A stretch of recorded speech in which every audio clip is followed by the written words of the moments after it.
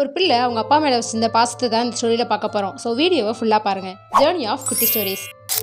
ஒரு வயசான நபர் இறந்து போயிடுறாங்க. அந்த வீட்டை சேர்ந்த எல்லாருமே அவர் அடக்கம் பண்ணணுங்கிறதுக்காக அங்கே இருக்க சடங்கு எல்லாத்தையுமே செஞ்சுட்டு இருக்காங்க. இந்த இறந்து போன நபர் என்னோட ஃப்ரெண்டு, இவர் என்கிட்ட 15 லட்ச ரூபா வாங்கியிருக்காரு, இதை நீங்க திருப்பி கொடுத்தாதான் இவரோட உடம்ப நான் எடுக்க விடுவேன்னு அங்கே ஒரே பிரச்சனை பண்ணிட்டு இருக்காங்க. இந்த இறந்து போன நபரோட 3 பையனுமே எங்க அப்பா இதை பத்தி எதுவுமே சொல்லவே இல்லையே, நாங்க எப்படி காசு தர முடியும், அதெல்லாம் எங்களால் தர முடியாதுன்னு சொல்லி அவங்களும் சேர்ந்து பிரச்சனை பண்ணிட்டு இருக்காங்க. சுத்தி இருந்த சொந்தக்காரங்களுமே அவங்க பையங்களே காசு தர மாட்டாங்க, நாங்க எப்படி தர முடியும் அப்படின்னு சொல்லி அந்த இடமே கொஞ்சம் பதட்டமா இருக்கு. இந்த இறந்து போன நபரோட ஒரே மகன் மட்டும் உள்ள இருந்து வேகமா ஓடி வராங்க.